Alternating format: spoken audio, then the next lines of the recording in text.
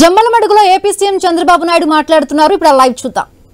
ఒక గౌరవప్రదమైనటువంటి ప్రశాంత్ రెడ్డి, ప్రభాకర్ రెడ్డి గారి సతీమణి ఎమ్మెల్యే, ఆవిడ క్యారెక్టర్ గురించి ఇష్టానుసారంగా నోరు బారేసుకున్న వ్యక్తిని మందలించాల్సింది పోయి నేరుగా అక్కడికి వెళ్ళి ఆయన ఇంకా రెచ్చగొట్టు, నువ్వు తిట్టు, ఆడవాళ్లపైన ఆంబోతిగా మాట్లాడు, నేనున్నానని చెప్పే ధైర్యం వచ్చిందంటే ఈ ఆడబిడ్డలను అడుగుతున్నా, ఇలాంటి దుర్మార్గులు రాజకీయాల్లో ఉండాలనా అని మిమ్మల్ని అడుగుతున్నా. ఆడబిడ్డలందరినీ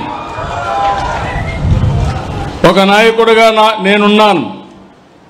మా పార్టీలో ఎవరైనా తప్పు చేస్తే ఖండించాలి, కట్టడి చేయాలి, అవసరమైతే వాళ్ళ మీద కఠిన చర్య తీసుకోవాలి. అప్పుడే అందరూ భయపడతారు. నేను కూడా ప్రోత్సహిస్తే ఇంకా వాళ్ళకు అడ్డు ఆపు ఉండదు, ఇష్టానుసారం చేస్తారు. ఎలాంటి వ్యక్తులంటే నిన్న నెల్లూరు పోయాడు. నెల్లూరులో బంగారుపాలెం పుట్టింది, చిత్తూరు జిల్లాలో బంగారుపాలెం ఉంటుంది.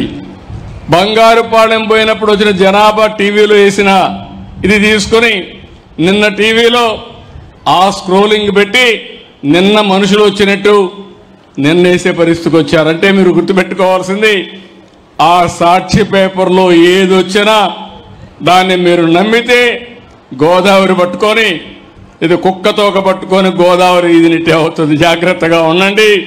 మభ్య పెడతారు, మోసం చేస్తారు, మిమ్మల్ని ముంచేసే పరిస్థితికి వస్తారు. నేను అందుకనే ఇప్పుడు చెప్తున్నా, ఏమీ బాధ లేదు.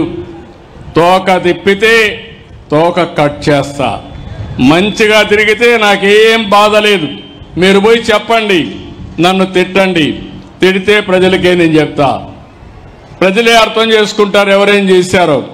అట్లా కాకుండా మభ్యపెట్టి మోసం చేసి ప్రజలకు అసౌకర్యం కలిగించాలంటే సాక్ష్యాధారాలతో పెట్టుకుని, ఇప్పుడు అంతా టీవీలు వచ్చేసాయి, సీసీటీవీ కెమెరాలు పెట్టేసా, ఎవడైనా ఎక్కడైనా తోక తిప్పితే డ్రోన్ కూడా పైన తిరుగుతూ ఉంటుంది.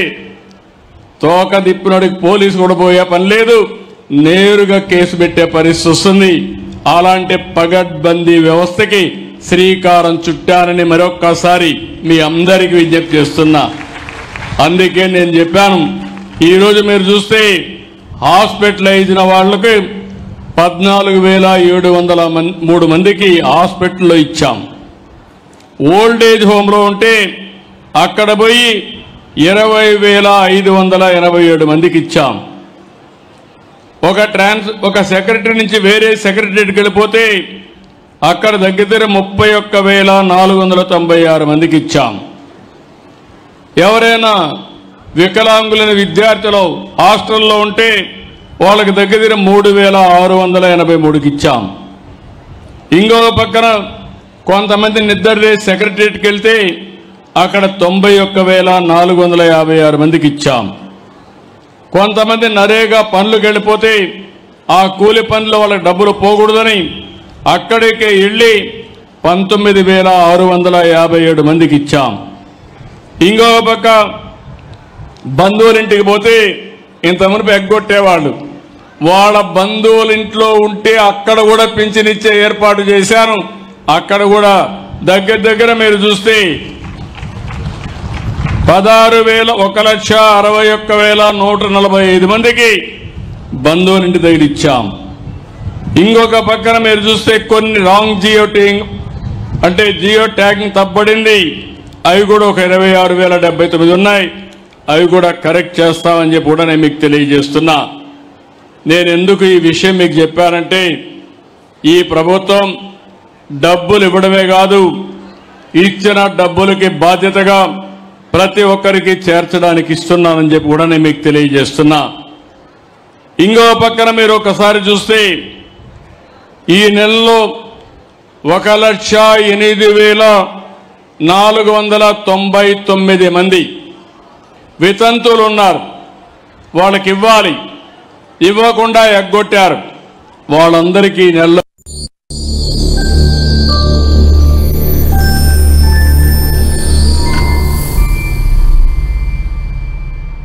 ఈ తరుగు కన్నా ఎక్కువ ఇస్తే మీరు కష్టపడి సంపాదించిన డబ్బు వృధా చేసినట్టే.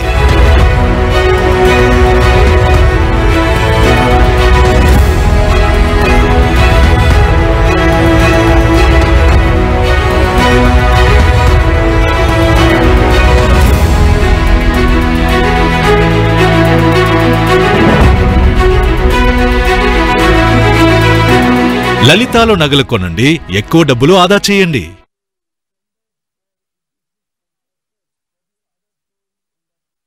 యూనియన్ టెరిటరీలు ఉన్నాయి. ఈరోజు నేను చెప్పినట్టు ఆంధ్రప్రదేశ్లో 32,143 కోట్ల రూపాయలు సంవత్సరానికి పింఛనిచ్చే ఏకైక రాష్ట్రం భారతదేశంలో ఆంధ్రప్రదేశ్ రాష్ట్రం. మన తర్వాత తెలంగాణ 8,179 కోట్లు, కేరళ 7,295 కోట్లు, హర్యానా 7,194 కోట్లు, వెస్ట్ బెంగాల్ 5,460, రాజస్థాన్ 5,160. నేను ఎందుకు ఈ విషయం చెప్పానంటే ఏమి ఇచ్చారని అడుగుతున్నారు. కొంతమందికి ఇంకా కావాలని ఆశ ఉంది, తప్పు లేదు. అయితే మీకు తెలియాలి, ఈ ప్రభుత్వం సంవత్సరం 32,146 కోట్లు, దగ్గర 64 లక్షల మందికి, 64 లక్షల కుటుంబాలకి 4,000, 6,000, 10,000, 15,000 ఇచ్చే ఏకైక ప్రభుత్వం ఈ ప్రభుత్వం. దీనికంటే గొప్ప కార్యక్రమం ఏముందని అడుగుతున్నా. నాకు కూడా ఒక తృప్తి, ఒక ఆనందం. జీవితంలో పేదవాళ్ళకు సహాయం చేస్తే అందులో ఉండే తృప్తి ఏ కార్యక్రమం చేసినా ఉండదని చెప్పి కూడా నేను మీకు తెలియజేస్తున్నా. అందుకని మీరు కూడా ఒకటి గుర్తుపెట్టుకోవాలి, ఇలాంటి ప్రభుత్వాన్ని ఎప్పటికప్పుడు మీరు కూడా అభినందించే పరిస్థితి రావాలి. అందుకే ఈరోజు నేను ఇక్కడికి వచ్చినప్పుడు గుర్తొస్తుంది, మొన్ననే కడపలో మహానాడు పెట్టాను. మహానాడులో నేను ఒక మాట చెప్పాను, తొందరలోనే కడపకు స్టీల్ ప్లాంట్ పెట్టిస్తా, రాయలసీమ స్టీల్ ప్లాంట్ వస్తుందని చెప్పాను. అనుకున్న ప్రకారమే స్టీల్ ప్లాంట్ శాంక్షన్ చేశాం, డెవలపర్ని ఐడెంటిఫై చేశాం, జిందాల్ వర్క్ ప్రారంభించాడు. నేను ఒకటే చెప్పాను, దాన్ని కూడా వీలైనంత తొందరలో చేయాలి. అది కూడా మీరు ఒకసారి చూస్తే రాబోయే రోజుల్లో 2028 డిసెంబర్ కంతా ఫేజ్ 1 పూర్తి చేయాలని చాలా స్పష్టంగా ఆదేశాలు ఇచ్చాను. ఈ ప్రాజెక్ట్ వస్తే ఈ యొక్క జమ్మల మడుగు, ఈ టౌన్ కానీ పరిసర ప్రాంతాలు కానీ చాలా అభివృద్ధి అవుతాయి. ఆటో పైలట్లో అభివృద్ధి అవుతుంది. మీరు ఒక్క విషయం గుర్తుపెట్టుకోవాలి, దేన్నైనా చెడగొట్టడం, పడగొట్టడం చాలా సులభం. కొండల పాలల్లో ఒక విషయం వేస్తే దాంతో అయిపోతుంది. ఆ పాలు తయారు చేయాలంటే తయారు చేసిన వాళ్ళకి ఆ కష్టం తెలుస్తుంది. ఎప్పుడు కూడా నిలబెట్టడం కష్టం, అదే మరి అభివృద్ధి చేయడం కష్టం.